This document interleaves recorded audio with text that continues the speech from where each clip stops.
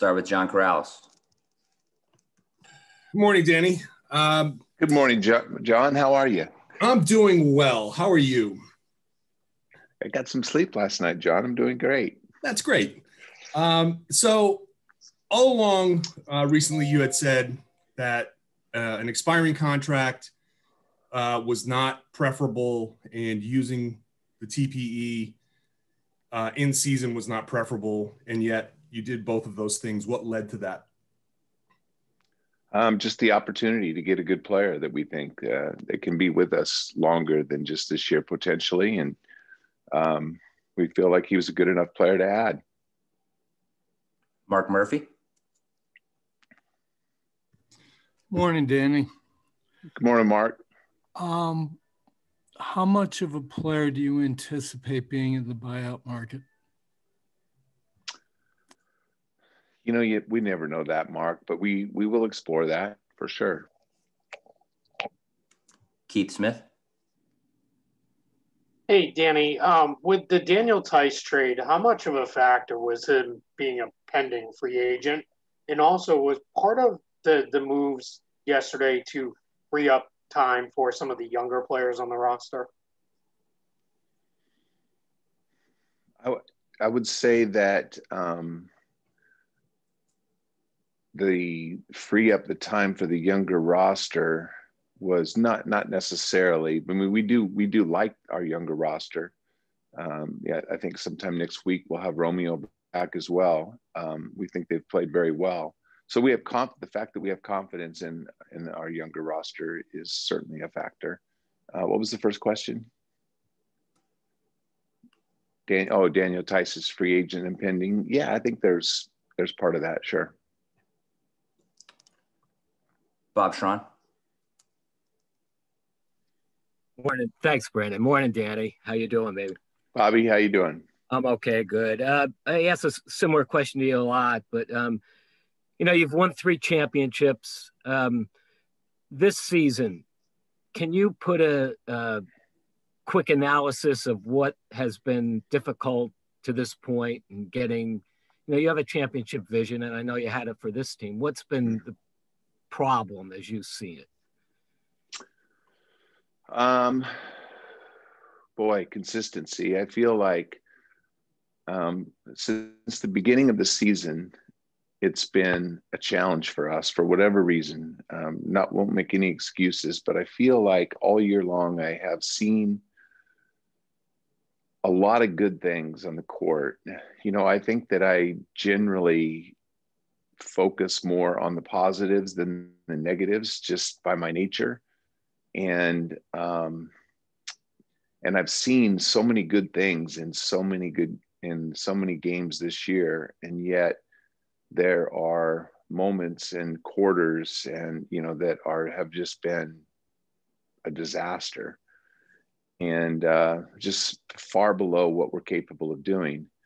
And so I don't know all the answers, but I feel like it pretty much, I'd say most games, I feel that with 30 or 32 minutes of the game, we play really, really well and do a lot of good things. And I don't know why we're not able to sustain it. Sometimes we get behind, and then our great play comes when we're making a comeback. Sometimes we get a big lead in the first half and we can't sustain it going in the fourth quarter. So it's been an interesting year. I don't have all the answers. I'm asking those same questions myself. Obviously, defensive intensity has been a staple of this team over the good positive runs over the last handful of years, and that hasn't been there. Our defensive consistency just hasn't been there. We've had good stretches, good 10-game stretches, good 15-game stretches, but we've had some, our defense has been subpar. Gary Washburn. Hey, Danny. Hey, Gary. Good to see you. I guess you could have easily said, listen, this team is mediocre. It is what it is.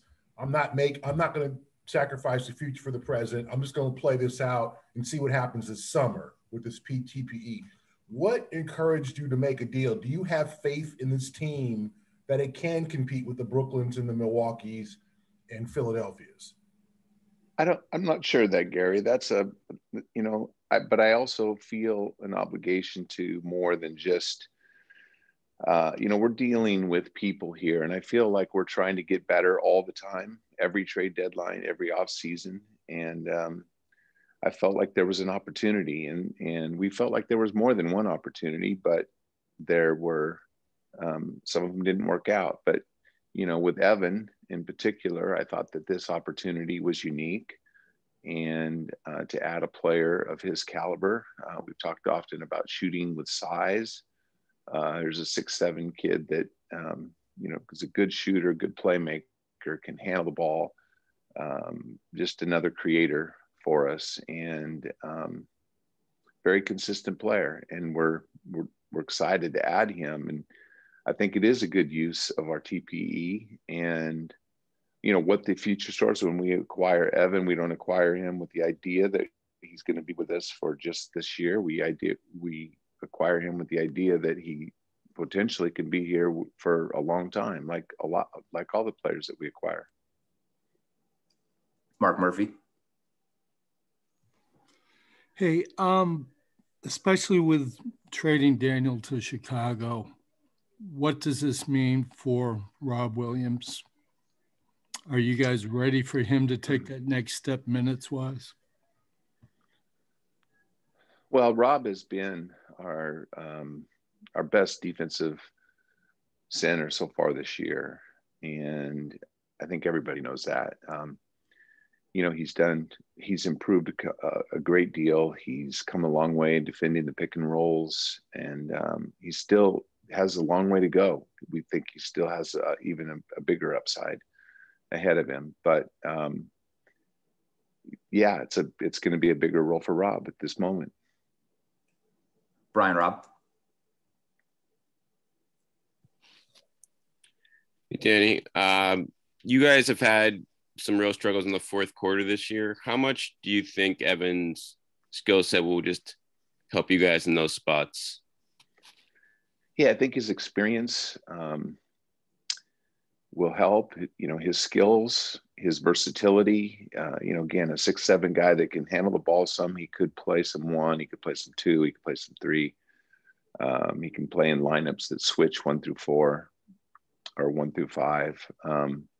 I think he brings a lot of versatility, and he's an added weapon, offensive weapon for Brad to use. And it alleviates a little bit of the burden and pressure on Jalen and Jason and Kemba to have to create so much.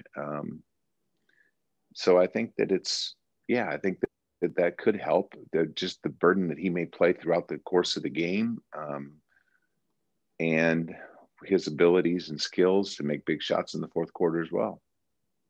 Jared Weiss. Apologies if I missed this at the beginning, but the TPE was an opportunity to bring some long-term stability. So when you're bringing in Evan on an expiring deal, do you intend to be aggressive in giving him the best offer and retaining him in free agency? Jared, I can't talk about negotiations with impending free agents. Sorry about that, but we hope to have Evan around, just like we do with other players we acquire. We hope to have him around for longer than just the remaining part of this year. John Corrales. Danny, what was the plan going in to this deadline? Was Evan part of a bigger plan for you as far as acquiring players? And you have about 11 million left on the traded player exception. What's the likelihood of using that? Yeah, I mean, you just don't know. I mean, as we all know, like there's a lot of discussion about TPE. Most of our trade discussions were not involving the TPE. They're just doing more traditional trades. But this opportunity came along for Evan, and without having to give up any of our core and add a good player that is at the right age, we think, to fit with our group of guys and experience, and a chance to go forward with our core group. Gary Washburn. Danny, when you put together a roster like this season where you had high hopes and start went well, then things kind of don't go as well. How patient can you be before you say, okay, you look in the mirror and say, okay, Danny, I got to do something. I've got to shake some things up. Like what I put together didn't work. And was this kind of like something that, is this kind of saying that what you put together wasn't as effective as you thought? Gary, I think that, it hasn't been as effective as I thought. Again, I don't know all the reasons why. Like there shouldn't be a reason why, we go from a fifth best defense in the NBA to, I don't even know what our ranking is now, but it's not good. That shouldn't have anything to do with talent. But I mean, obviously it does have a lot to do with defensive size and length and intensity. But I think that, our team has not lived up to it. This is a team I put together. I'm the one responsible for it. I think that but you talked about patience. Like, I think I'm very, very patient. I've been at this a long time. I think there's a time to overreact. I didn't feel pressure to do any of these things. I feel that this is a deal I would have done at any time over the last few years, probably with this opportunity. But I guess the greatest pressure is just, I want our players to feel hope, and I want our coach to feel hope. And I sense some discouragement, internally with our guys. And so, that was one reason why we did something now as opposed to waiting somewhere down the road. Abby Chin. Good morning, Danny. Good morning, Abby. Good morning. I'm just curious how the addition of the play-in tournament, do you feel like, has that changed the landscape, and was it any different this year at the deadline? Good question, Abby. I think that it seems to be a little bit different in that I think teams are trying to, there's always buyers and sellers and in between, teams that are in the middle that are not certain which direction they go and might be determined to be sellers when they're on the fence. But I think that the buy-in tournament just feels like there are more teams that are trying to get better. There's not very many teams at all that are, trying to just give players away and trade players away for future. And many less teams so it could have something to do with the 10 seeds still being in the game. Gary Washburn. Hey, Danny, 2 questions. What were the indications that you saw discouragement with the players and the coaches?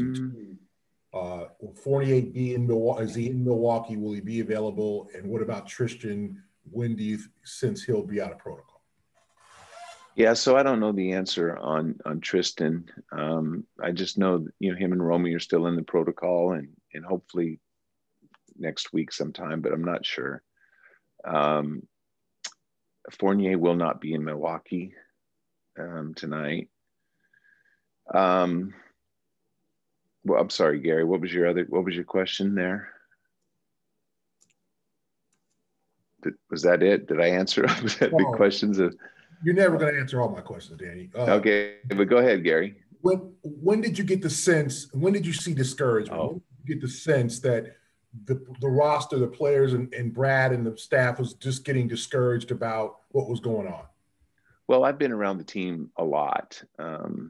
Throughout this season, I've been stuck in Boston in my office often when I'm alone, when the team's on the road. But I talk to Brad mostly every day. I talk to the players. I'm around the team in the locker rooms, and I can just sense a feeling of discouragement and frustration, like what would happen with any team that's playing below what they believe they can play. So it's not any one incident or any one personality. I just there's a difference when things are going really well and when things aren't, and I know guys are trying. My coaching staff works relentlessly, and our players are in working every day and putting in the time, and they go through stretches of, you know, real optimism and hope, and I can see it in their play.